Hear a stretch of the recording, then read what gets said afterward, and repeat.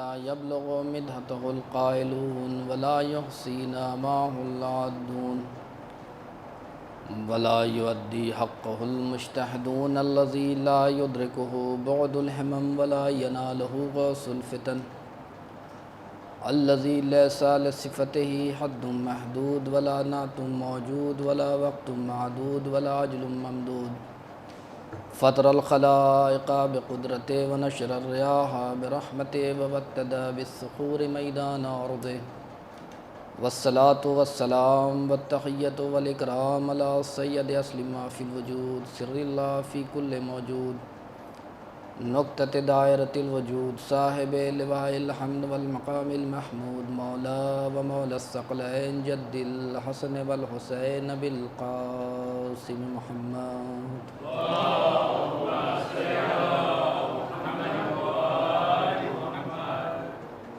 ثم الصلاة على أهل بيت الطيبين الطاهرين الذين أذهب الله عنكم الرجس أهل البيت ويطهركم تطهيرا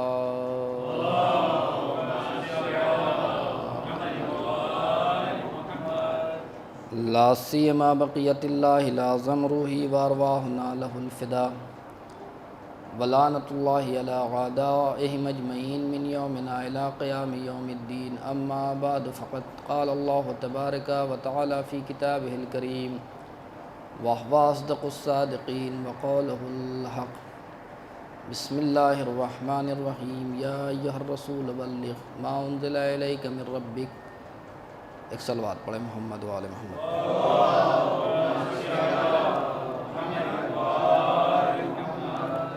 سب سے پہلے عید سعید غدیر کی مبارکباد امام زمانہ کی خدمت میں اور تمام مسلمانان جہان اور حاضرین کی خدمت میں ہدیہ تبریک و تہنیت پیش کرتے ہیں۔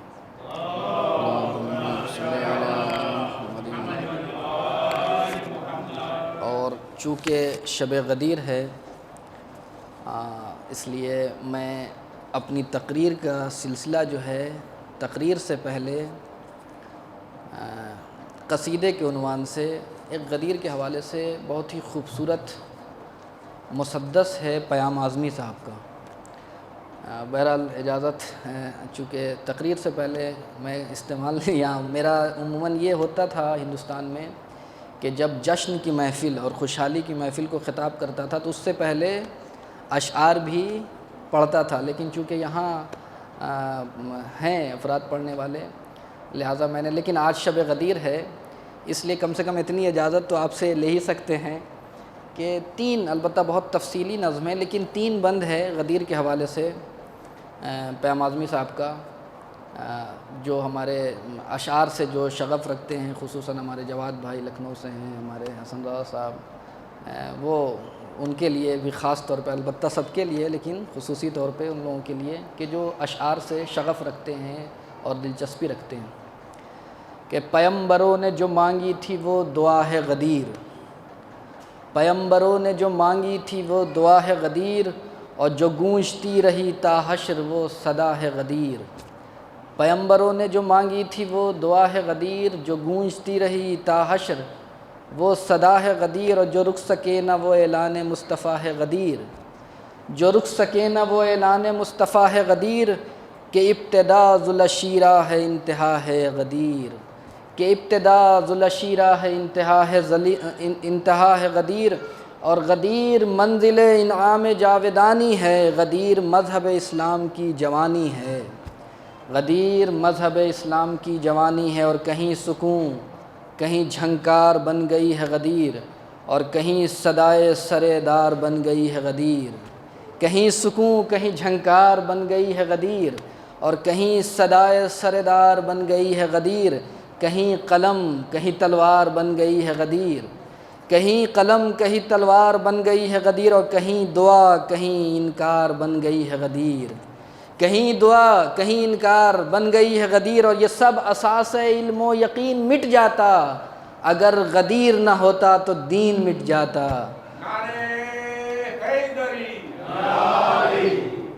یہ سب اساس علم و یقین مٹ جاتا اگر غدیر نہ ہوتی، اگر غدیر نہ ہوتی تو دین مٹ جاتا۔ اور یہ ہمارے اور آپ کے امام زمانہ کے حوالے سے کہ کہ ستم کیے ہیں بہت وقت کے شریروں نے. ستم کی حالات حاضرہ کے حوالے سے بھی آگے شعر کو دیکھ سکتے ہیں آپ کہ ستم کیے ہیں بہت وقت کے شریروں نے اور مٹائے نقش وفا خنجروں نے تیروں نے. حدیثیں ڈھالی ہیں دنیا کے بے ضمیروں نے. فسانے لکھے ہیں دربار کے اسیروں نے. فسانے لکھے ہیں دربار کے اسیروں نے. اور علی کے لال کا جب ہاتھ تھام لے گی غدیر ستم گروں سے ضرور انتقام لے گی غدیر. ایک صلوات پڑھے محمد و آل محمد پہ.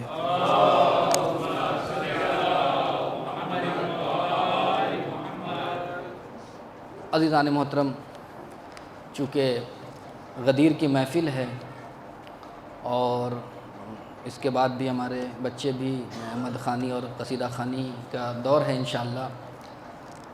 آیت بہت ہی مشہور و معروف ہے اور حدیث یہ جو غدیر سے ریلیٹڈ ہے جس کی تلاوت کا شرف حاصل کیا کہ آپ سب جانتے ہیں کہ حجۃ الوداع کے موقع پہ یہ آیت نازل ہوئی کہ یا ایھا الرسول بلغ، اے میرے حبیب اس پیغام کو پہنچا دیجئے کہ جس کا اللہ نے آپ کو حکم دیا ہے. کہ اگر آپ نے یہ پیغام نہیں پہنچایا تو گویا کوئی بھی کام رسالت کا انجام نہیں دیا. بھئی کیا ہے وہ پیغام کیا تھا؟ یہی پیغام ولایت تھا. اور اس کے بعد اللہ نے اطمینان دلایا پیغمبر کو کہ واللہ یعصمک عن الناس، پروردگار آپ کو لوگوں کے شر سے محفوظ رکھے گا. اب یہ گفتگو بہت ہے کہ یہ لوگ ہیں کون. جو لفظ ہے ناس اس لیے کہ خیبر کی جنگ ہو چکی، خندق کا معرکہ ہو چکا، یہودی بھی مارے گئے اور کفار و مشرکین. یہ ناس ہیں کون کہ جن سے حفاظت کا وعدہ پروردگار عالم لے رہا ہے غدیر کے میدان میں. تو یہ در حقیقت ہوا کہ یہ منافقین ہیں کہ ہر جگہ جو ہے رخنہ اندازی اور رکاوٹیں ڈال رہے تھے پیغام میں. در حقیقت مفسرین نے ذکر کیا ہے کہ یہ آیت عرفہ ہی کے موقع پہ یعنی یوم عرفہ کا پیغام پہنچانا تھا اور خطبہ بھی شروع کیا تھا، لیکن لوگوں نے شور مچانا شروع کر دیا جس کے نتیجے میں پیغام نہیں پہنچ سکا. اور پھر جو منافقین تھے ان کو سمجھ ہی میں نہیں آئے گا کہ رسول آگے جا کے یہ سلسلہ بھی یعنی یہ پیغام پہنچا سکتے ہیں، تو ان کو خبر ہی نہیں تھی. لیکن جب غدیر کے مقام پہ یعنی مقام جوفہ جہاں سے احرام باندھتے ہیں حاجی، وہاں پہ جب یہ قافلہ پہنچا تو پیغمبر نے کہا کہ جو آگے بڑھ گئے ہیں وہ آئیں اور جو پیچھے رہے ہیں ان کا انتظام کیا، تاکہ بتایا جائے کہ دیکھو مرکز دین کا نام ولایت علی ہے. کہ جو علی سے آگے بڑھ جائے وہ بھی گھاٹے میں ہے، جو علی سے پیچھے رہ جائے وہ بھی گھاٹے میں. بہرحال عید کا دن ہے اور عید کے حوالے سے امیر المومنین کے فضائل اگر بیان نہ ہوں، لیکن اس کے بعد جو ایک اہم گفتگو ہے نہج البلاغہ سے میں پیش کرنا چاہتا ہوں. اور شاید اس ایک سوال کا جواب ہے کہ اس سوال سے شاید آپ بھی دوچار ہوتے ہوں گے، جو آپ کے برادران اہل سنت یہ سوال کرتے ہوں گے. اس کا جواب امیر المومنین نے نہج البلاغہ میں دیا ہے اسی غدیر کے حوالے سے، اس کی طرف آنا چاہتا ہوں. لیکن ایک دو جملے کہ 4 عید جو ہے ہمارے یہاں عید جو تعریف کی گئی ہے امام ہادی علیہ السلام سے بھی روایت ہے یہ کہ شیعوں کے لیے 4 عید ہے: عید فطر، عید قربان، جمعہ اور عید اکبر غدیر. یا پیغمبر اسلام سے بھی یہ حدیث ہے، امام صادق علیہ السلام سے بھی یہ حدیث ہے.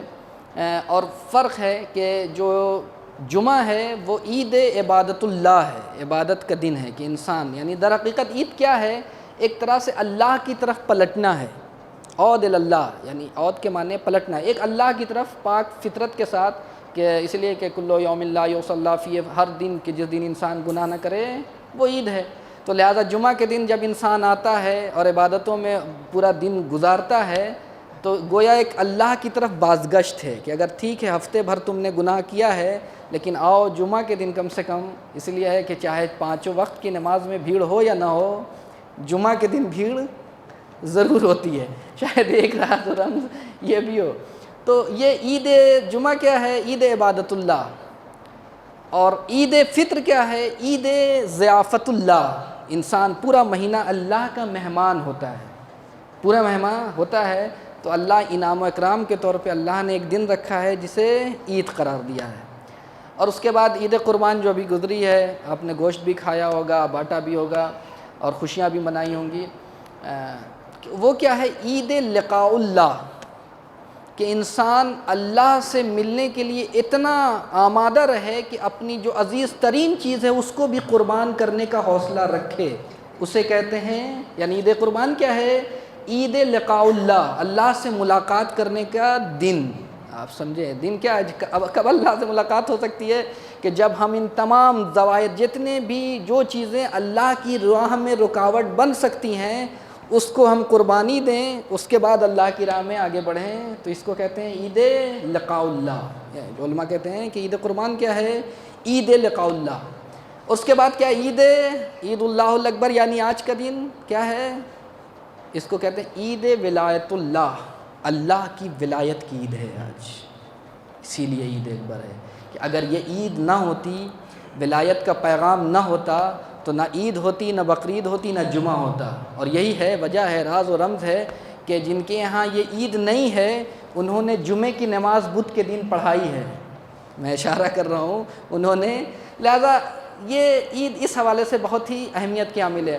اب اس میں ہماری ذمہ داری کیا ہے، فرائض کیا ہے، اس کی طرف کچھ اشارہ کیا تھا میں نے خطبہ جمعہ میں، لیکن ایک جو اہم مسئلہ ہے اس کی طرف اشارہ کرتا ہوں، اگر وقت پڑتا ہے تو اس کے بعد پھر ذمہ داریوں کی طرف جاؤں گا کہ کیا ہماری ذمہ داری اس عید کے حوالے سے۔ ایک تو ظاہر سی بات ہے کہ اس دین کے لیے اتنی تاکید ہے کہ اس جوش اور ولولے کے ساتھ منائیں، لوگوں کو معلوم ہو کہ ہاں آج کچھ ہے۔ یعنی کسی عید کے بارے میں اتنا نہیں ہے کہ آپ عبادتیں کریں، دعائیں پڑھیں، لیکن عبادت اور دعاؤں کے ساتھ اس عید میں ایک امنگ ہونا چاہیے، جوش ہونا چاہیے۔ اسی لیے ہے کہ کسی جگہ عید فطر میں نہیں ہے کہ آپ بچوں کو عیدی دیں، عید قربان میں نہیں ہے کہ آپ عیدی دیں، لیکن اس میں دیتے ہیں، اور اس میں ان کا حصہ یہ ایسا نہیں ہے۔ البتہ اس عید میں ایسا نہیں ہے کہ صرف سادات سے عیدی لیا جائے، بلکہ ہر انسان ایک دوسرے کو عیدی دے، ہر بڑا چھوٹے کو عیدی دے۔ ہاں، اور بچوں سے بھی یہی مطالبہ کر رہا ہے کہ جس طریقے سے آپ عید فطر میں مطالبہ کرتے ہیں کہ بابا عیدی چاہیے، نانا عیدی چاہیے، دادا عیدی چاہیے، کل کے دن بھی اپنے بزرگوں سے عیدی کا مطالبہ آپ کریں۔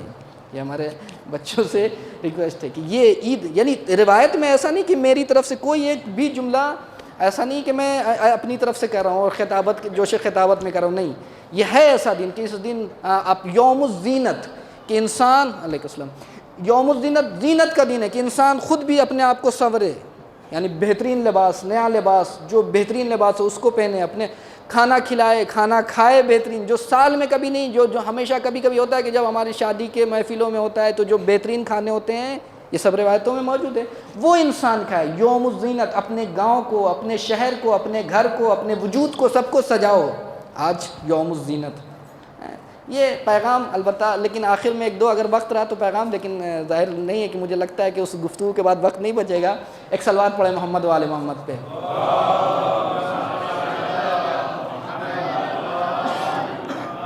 ایک گفتگو ہے، میں بہت سی چیزوں کو چھوڑ رہا ہوں، اور اسی سوال کا جواب نہج البلاغہ سے ہم تلاش کرتے ہیں کہ غدیر کے حوالے سے ایک جو ہمارے یہاں کانسیپٹ ہے، اور جب آپ دوسروں سے باتیں کریں گے، ہمارے برادران اہل سنت سے یا دوسرے افراد سے، تو وہ کہتے ہیں کہ اگر علی کا حق تھا، حق کے خلافت، یہ بہت ہی سوال اٹھتا ہے یہ، اگر علی کا حق تھا خلافت پہ تو علی نے کوئی احتجاج کیوں نہیں کیا، کوئی اقدام کیوں نہیں کیا؟ علی کے پاس طاقت بھی تھا، فاتح خیبر تھے، فاتح خندق تھے، اس کے بعد علی نے کیا؟ یعنی ایک سوال ہے، اور یہ سبھی کا سوال رہتا ہے ہمشیوں سے۔ اسی لیے آپ نے غدیر کے حوالے سے جو، یعنی ولایت کے حوالے سے جو کتابیں ہیں، اس میں 3 کتابیں بہت اہمیت کے حامل ہیں۔ ایک علامہ امینی نے الغدیر کو لکھا ہے 11 ویلیوم میں، اس کا اردو میں بھی ترجمہ ہے، ظاہراً انگلش کا مجھے نہیں معلوم، اصل کتاب عربی میں ہے اور فارسی میں بھی ترجمہ ہے، مختلف زندہ زبانوں میں۔ اور انہوں نے، میرے استاد نے خود، میں نے سنا اب کلاس میں، میرے استاد نے بتایا کہ اس کتاب کو لکھنے کے لیے انہوں نے 40,000 کتابوں کا مطالعہ کیا۔ اس زمانے میں جب نہ کمپیوٹر تھا، نہ لیپ ٹاپ تھا کہ آج آپ ایک انٹر سے حدیثوں کا انبار لے آتے ہیں، اس زمانے، اور اس کی وجہ سے انہوں نے کئی ملکوں کا سفر کیا، شام گئے، ہندوستان گئے، ہندوستان لائبریری میں لکھنؤ میں پہنچے، اور 6 مہینے تک صاحب ابقات الانوار یا میر حامد حسین ہندی، ہم یہ اس لیے میں بیان کرتا ہوں کہ تاکہ آپ پہچانیں کہ ہمارے علماء نے کتنی جافشانیاں کی ہیں اس ولایت کو بچانے کے لیے، اور یہیں سے سوال آپ کے ذہنوں میں اٹھ کے ہم نے کیا کیا، سوال یہ کہ ہم نے کیا کیا غدیر کے لیے، ولایت کے لیے۔ جب گئے لکھنؤ صاحب ابقات الانوار میر حامد حسین ہندی کی لائبریری میں 6 مہینے تک رہے، اور گرمی جانتے ہیں کہ ہندوستان کی کیسی گرمی ہوتی ہے۔ جب وہ واپس پلٹے ایران تو کیا وہاں کی فضا کیسی تھی، گرم تھا، سرد تھا، کہا مجھے کیا خبر، یعنی اتنا موہ تھے 40,000 کتابیں پڑھ کے۔ اور الغدیر 11 والیوم میں لکھا ہے، اس میں ایک بھی اپنا ایڈریس نہیں، اپنی کتابوں کا نہیں، سارے ریفرنس کیا ہے، اہل سنت کی کتابوں سے۔ آپ سوچ سکتے ہیں۔ اس کے بعد دوسری کتاب ابقات الانوار، کہ جس کے بارے میں کیا کہوں، میر حامد حسین ہندی جو ہمارے واقعاً فخر ہندوستان ہیں، چومنا چاہیے، ان کے گھر کو چومنا چاہیے۔ اتنی جانفشانیاں کی ہیں کہ امام خمینی نے یہ جملہ لکھا ان کے لیے کہ اگر میر حامد حسین ہندی کے لیے، یہ ہمارے اور آپ کا جملہ نہیں، ایک فقیہ کا جملہ ہے، کہ اگر میر حامد حسین ہندی کی کتاب ابقات الانوار ولایت کے حوالے سے نہ ہوتی تو الغدیر جیسی کتاب بھی منظر عام پر نہیں آ سکتی تھی۔ سمجھیں آپ کتنا، یعنی الغدیر سے پہلے یہ کتاب لکھی گئی ہے۔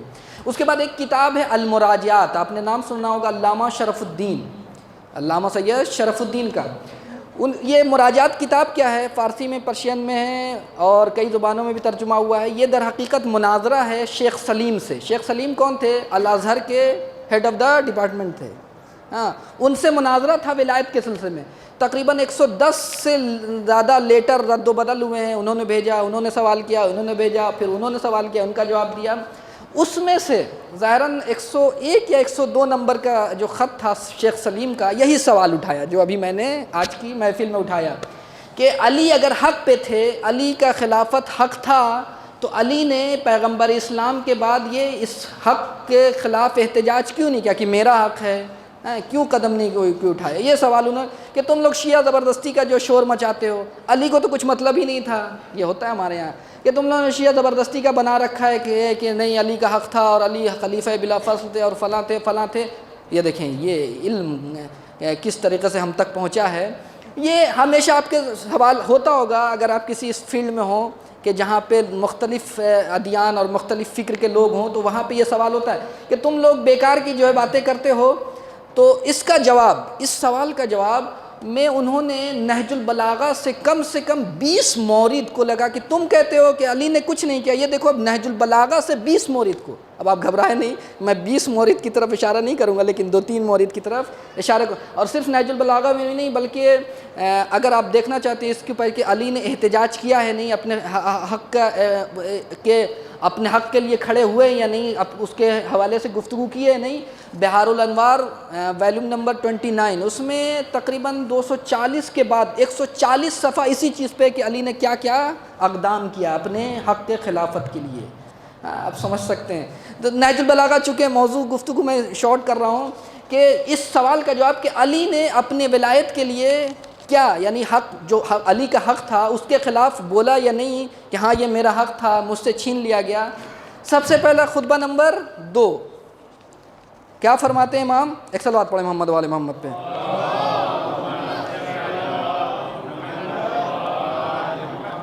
فرماتے ہیں امام کہ زرع الفجور وشقوۃ الغرور وحسد الصبور، جب میرا حق چھینا گیا، میرا حق چھیننے والوں نے کیا کیا، یعنی جو حق خلافت تھا میرا حق چھینا گیا، چھیننے والوں نے کیا کیا کہ زرع الفجور، جو بدکاریاں ہیں، جو خراب کاریاں ہیں، اس کی بیج کو بویا ہے۔ کھیتی کرتے ہیں، کھیتی اسی کو کہتے ہیں بیج بونا بچوں کے لیے، کہ اس کو زرع الفجور یعنی فجور، فسق و فجور، برائیاں، بدکاریاں، اس کو بویا گیا، یعنی میرا خلافت کا حق جو نہیں چھینا گیا بلکہ اس کے مقابلے میں جو نتیجہ ہے وہ کیا ہے کہ زرع الفجور، بدکاریوں کی کھیتی کی گئی، ان کی کاشت کی گئی، اس کی بیج کو بویا گیا۔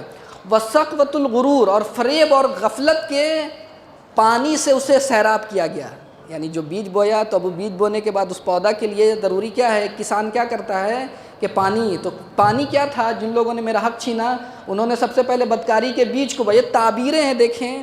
اس کے بعد وسقوۃ الغرور، اور اس کو سینچا پانی سے، کیسے پانی سے، فریب اور دھوکہ سے میرا حق کو چھین لیا گیا۔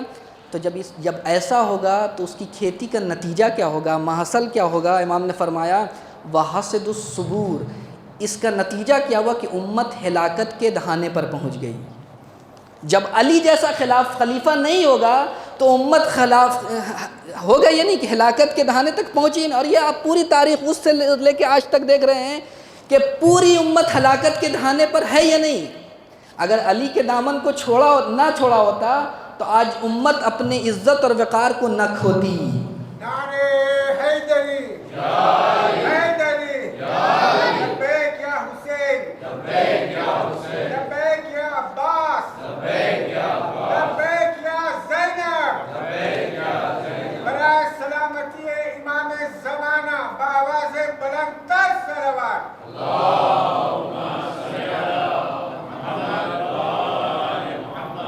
یہ امت جو عزت اور سرفرازی کو کھو چکی ہے، پوری دنیا میں ذلیل ہو چکی ہے، یہ کس چیز کا نتیجہ ہے؟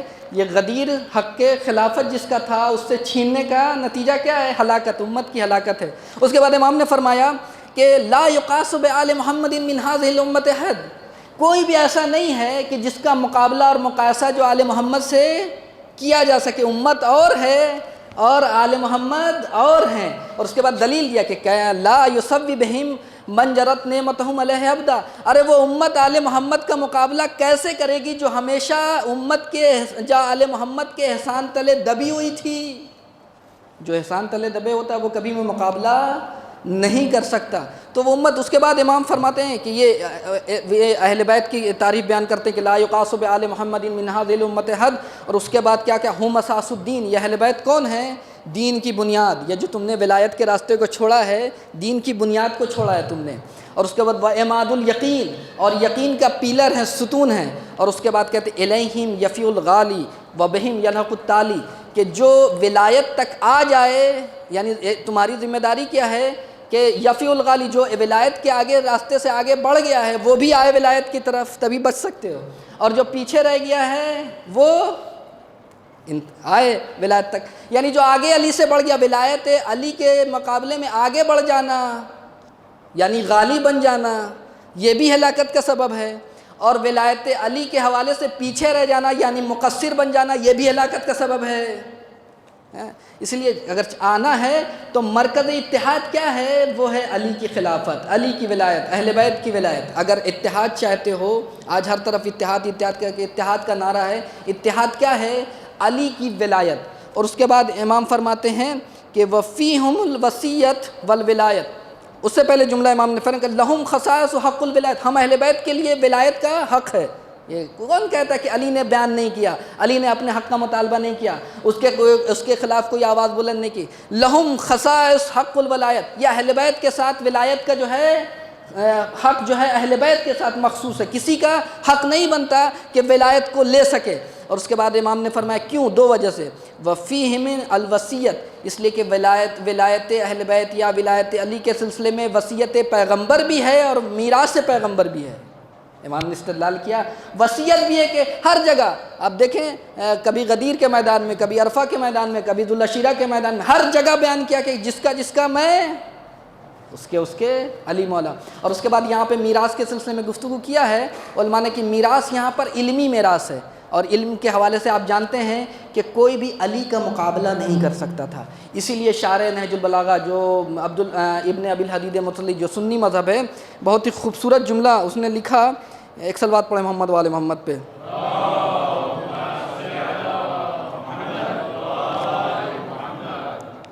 وہ کہتے ہیں کہ امیر المومنین حوالہ کہ انہو افضل البشر، کہ علی کون ہے؟ یہ ہمارا اور آپ کا نہیں ہے، جو شارح نہج البلاغہ ابن ابی الحدید جو سنی مذہب ہیں، 7ویں صدی ہجری کے عالم دین ہیں، کہتے ہیں کہ امیر المومنین انہو افضل البشر، امیر المومنین کون ہیں؟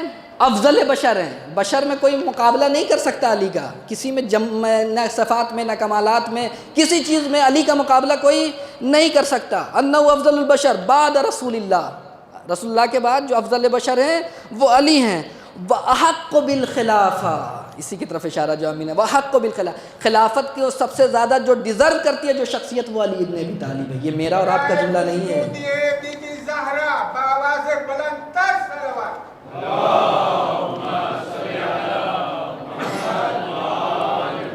وَحَقُّ بِالْخِلَافَةِ وَفِيهِمْ الْوَصِیَّۃُ وَالْوَلَایَۃُ، یہ ایک مورد کے جہاں امیر المومنین نے احتجاج کیا کہ خلافت میرا حق ہے۔ اس کے بعد دوسرا جملہ کہ لوگ آئے جب ثقیفہ کا مورد آیا اور پیغمبر کی وفات کے بعد، یہاں پہ اس خطبے میں خطبہ نمبر 5 دوسری جگہ 20-25 مورد ہیں لیکن میں 2-3 مورد جلدی کہ خطبہ نمبر 5 اس میں فرماتے ہیں کہ کچھ لوگ آئے، اس میں کچھ لوگ سے مراد عباس جو امام علی کے بھی چچا تھے اور پیغمبر اسلام کے بھی چچا تھے، اور ابو سفیان آیا کہ یا علی آپ بیٹھے ہوئے ہیں یہاں پہ، وہاں پہ ثقیفہ میں آپ کا حق لوٹا جا رہا ہے، ثقیفہ میں آپ کا حق لیا جا رہا ہے، اگر آپ کریں تو۔ لیکن علی جانتے ہیں کہ مصلحت یہ ہے کہ امت کا شیرازہ بکھر جائے گا اگر ابھی میں قیام کرتا ہوں، لہذا اتحاد امت کے لیے علی خاموش ہو گئے۔ لیکن ایک جملہ کہا اسی میں کہ یا ایھا الناس شقوا امواج الفتن، جب فتنے آئیں تو فتنے کی موج کو چیرو کس کے ذریعے سے؟ بسفن النجات، جو نجات کا سفینہ ہے، اور وہ کون ہے؟ ہم اہل بیت۔ کہ اگر فتنوں کو چیرنا ہے، فتنوں سے گزرنا ہے تو اہل بیت کی کشتی پر سوار ہونا ہوگا۔ یہ کہا امام نے کہا کہ ایھا الناس شقوا امواج الفتن بسفن النجات، فتنوں کے جو موج ہیں، سمندر میں موج ہوتا ہے، دریا میں موج ہوتا ہے، دیکھا ہوگا آپ نے، اس کو چیرنا، اس کو چیر کے آگے گزرنا ہے تو کس کے ذریعے سے؟ کیسی کشتی ہونا چاہیے؟ بسفن النجات، نجات کی کشتی۔ اور اب نجات کے لیے آپ تو جانتے ہی ہیں کہ امام حسین کے لیے بھی ہے، امام علی کے لیے، پورا اہل بیت کشتی نجات ہیں۔ تو اگر ہم اہل بیت کی ولایت کی کشتی میں بیٹھنا ہوگا اگر نجات چاہتے ہو فتنوں سے۔ اس کے بعد جو امام نے ایک جملہ کہا کہ فَإِنْ أَقُولُ، در حقیقت یہ اس زمانے کی عکاسی نہیں، آج کے زمانے کی بھی عکاسی ہے۔ آج ہم اس خطبے کو اگر ہم آج کے زمانے میں اس کو اپلائی کریں تو سمجھ میں آتی کہ کیا امام فرما کے گئے۔ فَإِنْ أَقُولُ يَقُولُ، ہر سال اگر میں مطالبہ کرتا ہوں تو کہتے ہیں علی بہت لالچی ہیں خلافت کے سلسلے میں، آج وہی حال ہے۔ اور اس کے بعد امام کہتے ہیں وَأَسْكَتْ، اور اگر میں خاموش ہو جاتا ہوں، نہیں مطالبہ کرتا ہوں، تو علی نے تو کبھی مطالبہ کیا نہیں، اگر حق تھا تو مطالبہ کرنا چاہیے، تو لوگ کہتے ہیں کہ میں موت سے ڈر گیا۔ ہاں وَإِنْ أَسْكَتْ يَقُولُ أَجْزَى مِنَ الْمَوْتِ، اگر میں خاموش ہو جاتا ہوں تو لوگ کہتے ہیں کہ میں علی موت سے ڈر گیا۔ آج یہی ایران کے ساتھ ہے۔ آپ دیکھیں کہ اگر خاموش ہے تو یہ ڈر گئے، سب کو، حزب اللہ کو، ان کو سب کو جو ہے گولی کے اور بم اور میزائل کے دہانے پہ لا دیا، خود آرام سے بیٹھے ہوئے ڈر گئے ہیں اسرائیل سے۔ لیکن آج دنیا نے دیکھ لیا کہ حکمت عملی کیا ہے۔ تو ایک یہ کہ اگر خاموش ہیں تب، اور اگر بولتے ہیں تو کہتے ہیں کیا ہے کہ ان کو مڈل ایسٹ پہ حکمرانی چاہیے۔ ہاں دیکھیں وہی کہ جو علی کے سلسلے میں تھی وہی آج جو ولایت علی کے ماننے والے ان کے ساتھ بھی آج وہی کنڈیشن ہے۔ آج دیکھیں وقت کو وقت سے ملائیں۔ اب دیکھیں زمانہ کہتے ہیں کہ معصومین کے جو قول ہے ایسا نہیں کہ اس زمانے تک محدود رہتا ہے، بلکہ قیامت تک کے حالات پر جو ہے منحصر رہتا ہے، کہ آپ اس حالات کو ٹیلی کریں اس زمانے سے کہ آپ کس زمانے میں جی رہے ہیں، کہیں وہی زمانہ تو نہیں ہے، ہم کہاں پہ کھڑے ہیں، ہم ولایت کے طرف کھڑے ہیں یا اس کے اگینسٹ میں کھڑے ہیں، یہ ہمارے لیے، ورنہ کوئی فائدہ نہیں ہے یہ مجلسیں یا محفلیں اسی لیے ہے کہ انسان اپنا اسٹینڈ لے کے ہم کہاں پہ کھڑے ہوئے ہیں۔ ساری مجلسوں کا، محفلوں کا خلاصہ یہ ہے کہ انسان پہچے کہ ہم کس طرف ہیں، اس طرف ہیں یا اس طرف ہیں۔ تو ہم نے فرمایا کہ اگر میں بولتا ہوں کہ مجھے خلافت ہے چاہیے تو کہتے کہ لالچی ہیں علی خلافت کے سلسلے میں، اور اگر میں خاموش رہتا ہوں تو کہتے علی موت سے ڈر گئے۔ اور اس کے بعد جملہ آپ نے سنا ہوگا، اس کو بارہا سنا ہوگا، واللہ ابن ابی طالب آنس بالموت، علی ابن ابی طالب کو موت سے کوئی خوف و ڈر نہیں ہے، بلکہ علی ابن ابی طالب تو موت سے اتنا مانوس ہے اور اتنی محبت کرتا ہے اور اتنا پیار کرتا ہے جیسے ایک بچہ، چھوٹا بچہ پستان مادر سے پیار کرتا ہے، اپنے آب حیات سے پیار کرتا ہے۔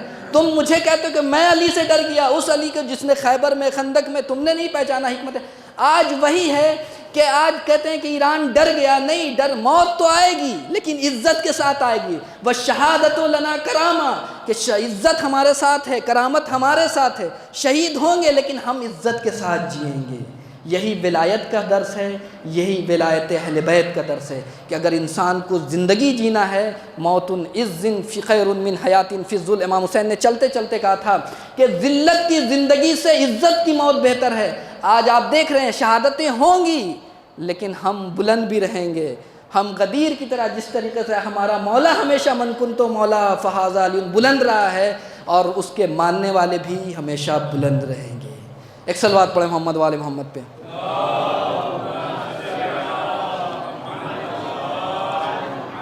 بس آخری میں اب فرائض کی لیکن ایک جملہ اور ہے جو آج کے حالات کے لحاظ سے، اس لیے میں 4 سے 5 منٹ اور لوں گا جلدی جلدی۔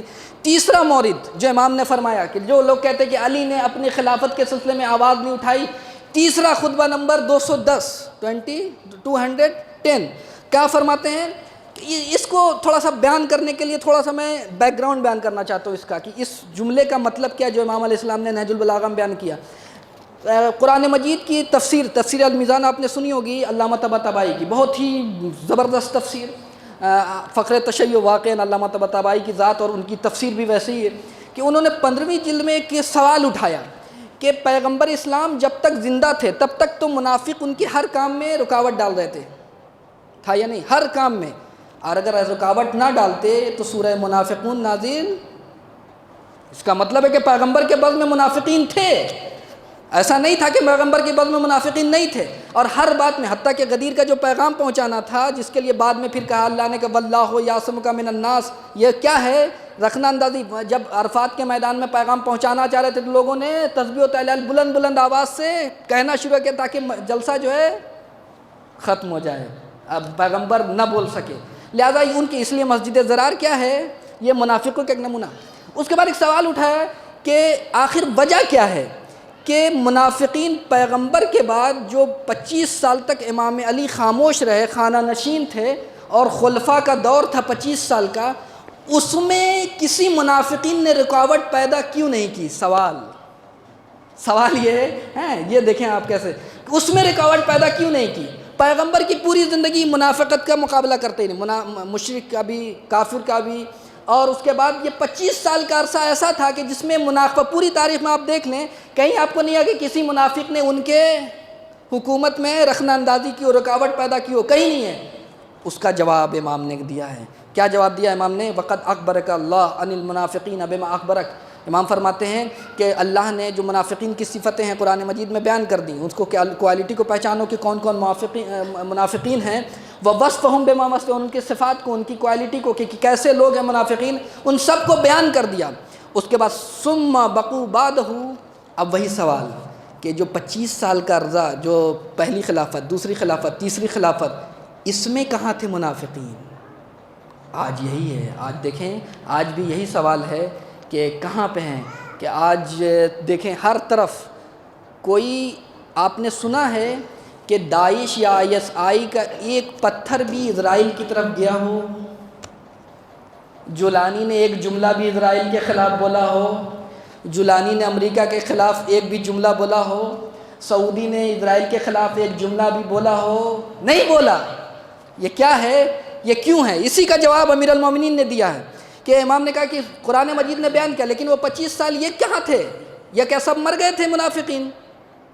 سب مر گئے تھے؟ کہا نہیں، مرے نہیں تھے، لیکن خاموش تھے۔ کیوں خاموش تھے؟ اس کا جواب دیا ہے ثُمَّ بَقَوْا بَعْدَهُ فَتَتَقَرَّبُوا إِلَىٰ أَئِمَّةِ الضَّلَالَةِ، انہوں نے جو ائمہ ضلالت تھے، پہلی دوسری تیسری کے قربت اختیار کی۔